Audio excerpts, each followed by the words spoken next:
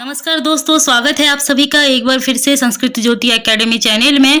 आज हम अग्नि सूक्त के 7वें भाग को आरंभ करने जा रहे हैं। इससे पहले हम 6 ऋचा का अध्ययन अग्नि सूक्त के 6 ऋचा का अध्ययन 6 भागों में कर चुके हैं, यानी कि अग्नि सूक्त के 6 वीडियो अपलोड हो चुके हैं।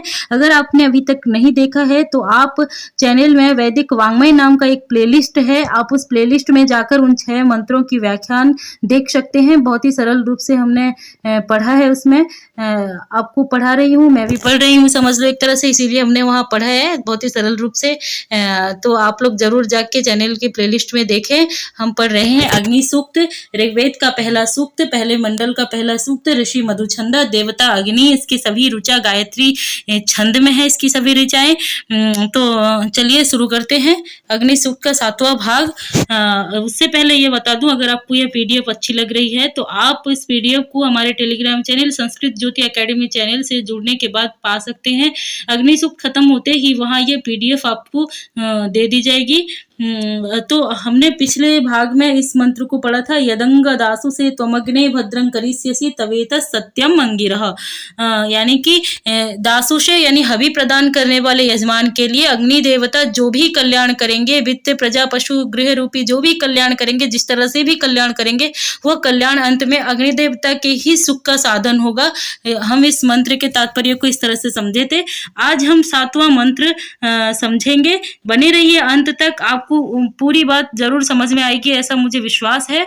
और अगर आपको वीडियो अच्छी लग रही है तो आप जरूर चैनल को सब्सक्राइब कर दें और बेल आइकन को दबा दें। इसी तरह से हम सभी सूक्तों को पढ़ेंगे, सभी सूक्तों के एक एक मंत्र को इसी तरह से पढ़ेंगे जैसे आज अग्नि सूक्त को पढ़ रहे हैं। इस अग्नि के बाद वरुण पढ़ेंगे, वरुण के बाद इंद्र पढ़ेंगे, इसी तरह सभी सूक्तों को पढ़ेंगे।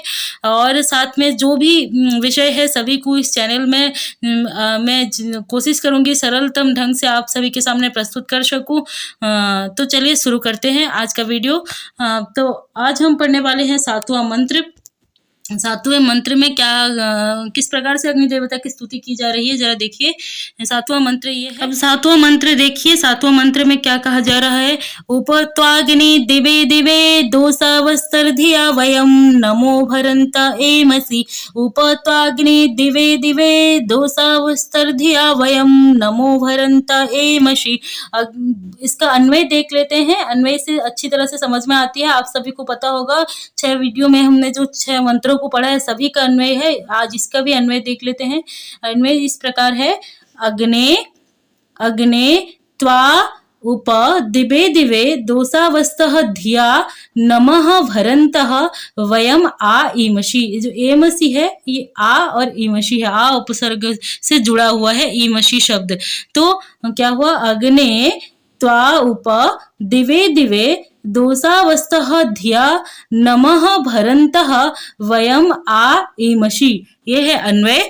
अब इस अन्वय में या इस मंत्र में जो भी शब्द हैं हम उसे सायण जी के अनुसार समझेंगे। सायण जी उन सब शब्दों की, उन पदों की किस प्रकार से व्याख्या करते हैं आइए देख लेंगे, क्योंकि परीक्षाओं में सायण जी के अनुसार ही प्रश्न पूछती हैं और सायण भाष्य को ही लगाया गया है। तो चलिए देखते हैं एक एक शब्द के अर्थ को, एक एक शब्द के अर्थ को देखते हैं। तो पहला शब्द यहाँ पे है अग्नि। पहला शब्द क्या है, अग्नि। इसको देखते ही आप समझ जाते होंगे कि यह एक संबोधन है। यहाँ संबोधन किया गया है किसका, अग्नि देवता का। अग्नि देवता को बुलाया जा रहा है, बुलाकर उनसे कहा जा रहा है। तो अग्नि, अग्नि का क्या तात्पर्य हुआ, हे अग्नि, हे अग्नि देवता, हे अग्नि देवता। अग्नि का तात्पर्य हुआ हे अग्नि देवता। अब उसके बाद क्या है, त्वा, त्वा, त्वा उप, त्वा उप। त्वा से क्या तात्पर्य है, त्वा से अर्थात त्वाम, यानी कि तुम्हारे प्रति, तुम्हारे प्रति, तुम्हारे प्रति। त्वा यानी त्वाम, उप अर्थात समीप, तुम्हारे पास। हे अग्नि देवता तुम्हारे पास, हे अग्नि देवता तुम्हारे पास। दिवे दिवे, दिवे दिवे हम पिछले मंत्र में भी देखे थे कि दिवे दिवे का सायण अर्थ प्रतिदिन हम करते थे।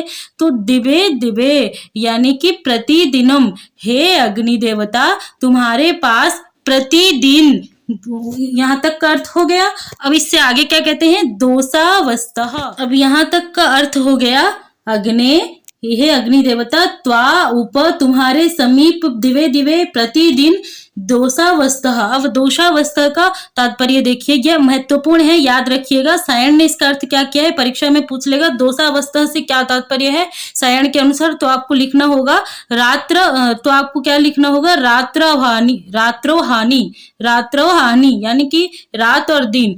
दोषावस्था रात्रवहानि च, रात्रवहानि च, रात्रो और आहानि यानी रात और दिन। हे अग्नि देवता, अग्ने त्वा उप दिवे दिवे दोषावस्था, हे अग्ने त्वाम समीपे प्रतिदिनम रात्रवहानि। हे अग्नि देवता, तुम्हारे पास, तुम्हारे समीप प्रतिदिन रात दिन, प्रतिदिन रात को और दिन में, प्रतिदिन रात में और दिन में क्या किया जा रहा है, रात में और दिन में कुछ किया जा रहा है। इससे यही पता चल रहा है कि रात में और दिन में कुछ तो हो रहा है। क्या हो रहा है देखिए, अग्ने त्वा उप दिवे दिवे दोषावस्था धिया नम भरंत। दोषावस्था धिया, धिया, धिया का अर्थ क्या है देखिए, अग्नि, हे अग्नि देवता, त्वा उपह तुम्हारे समीप, दिवे दिवे प्रतिदिन, दोषावस्था रात्रवहानि रात और दिन में, प्रतिदिन रात और दिन में, धिया, धिया से क्या अर्थ निकलता है, धिया से अर्थ निकलता है, यहाँ पे गलत टाइपिंग हो गया है, धिया का अर्थ होगा बुद्धिया। मैं इसको बाद में सुधार दूंगी और आपको सही पीडीएफ मिलेगा। बुद्धिया यानी कि बुद्धि के द्वारा, बुद्धिमान हो गया है ऑटो करेक्शन के जरिए से, क्षमा करेंगे। तो धिया यानी बुद्धिया यानी कि बुद्धि के द्वारा, बुद्धि के द्वारा, हाँ, बुद्धि के द्वारा।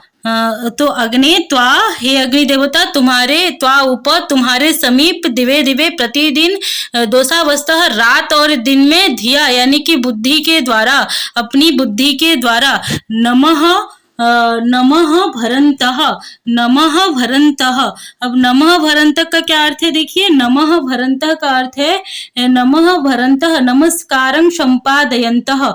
हे अग्नि देवता, तुम्हारे समीप प्रतिदिन, हे अग्नि देवता, तुम्हारे समीप प्रतिदिन रात्रवहानि च, रात और दिन में बुद्धि के द्वारा, अपनी बुद्धि के द्वारा, नमः भरंतः नमस्कारं संपादयन्तः, नमस्कार को संपादित करते हुए, नमस्कार को संपादित करते हुए, वयम आइमषि, वयम आइमषि, वयम हम से किसको समझना चाहिए, वयम अनुष्ठातरः, सायण ऐसे लिखते हैं, वयम अनुष्ठातरः, हम अनुष्ठाताएं। अब अनुष्ठाताएं किसके अनुष्ठाताएं, याग के अनुष्ठाताएं, जो याग का अनुष्ठान करते हैं, ऐसे अनुष्ठाताएं। याग का कौन अनुष्ठान करता है, यजमान अनुष्ठान करते हैं, वही यजमान, वही हवि प्रदान करने वाले यजमान याग का अनुष्ठान करते हैं। तो वयम, हम अनुष्ठाताएं, हम याग के अनुष्ठान करने वाले यजमान, आगच्छामः आते हैं, वयम अनुष्ठातरः आगच्छामः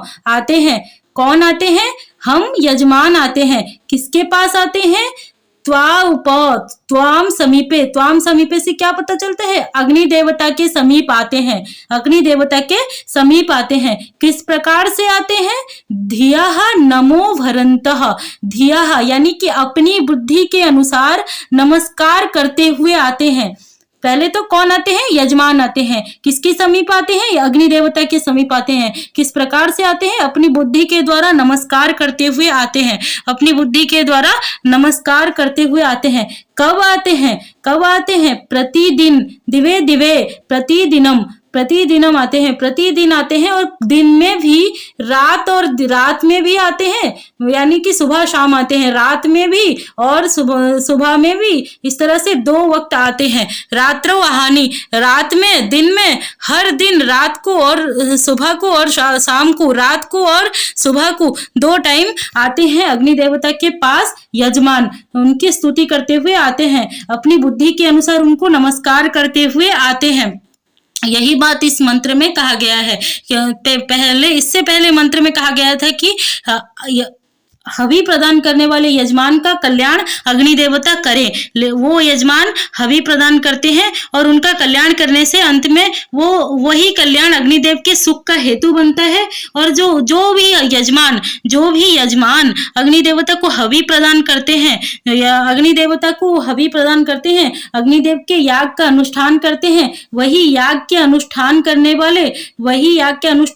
वाले यजमान प्रतिदिन अग्नि देवता के समीप, अग्नि देवता के समीप आते हैं। किस प्रकार से आते हैं?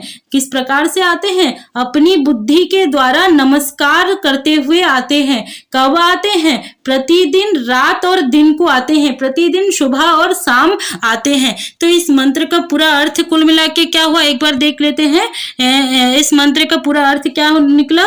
अग्ने, हे अग्नि देवता, त्वा उप, तुम्हारे समीप, दिवे दिवे, प्रतिदिन, दोषावस्थः, प्रतिदिन रात को और सुबह के वक्त, यानी दिन और रात दोनों समय, धिया, अपनी बुद्धि के द्वारा, नमः भरन्तः, नमस्कार संपादयतः, यानी नमस्कार करते हुए, वयम, हम, अनुष्ठाताएं, हम, वयम अनुष्ठातरः, हम अनुष्ठाताएं, याग के अनुष्ठान करने वाले हम यजमान, आइमसी, आते हैं, आते हैं। इस तरह से इस मंत्र का अर्थ निकला, यानी कि अग्नि देवता को प्रतिदिन प्रणाम करते हुए, नमस्कार करते हुए, अपनी बुद्धि के अनुसार नमस्कार करते हुए, यजमान, याग के अनुष्ठान करने वाले यजमान प्रतिदिन सुबह और शाम आकर आते हैं। सुबह और शाम किसके पास आते हैं? अग्नि देवता के पास आते हैं। किस प्रकार आते हैं? अपनी बुद्धि के द्वारा नमस्कार करते हुए आते हैं। और क्या होता है?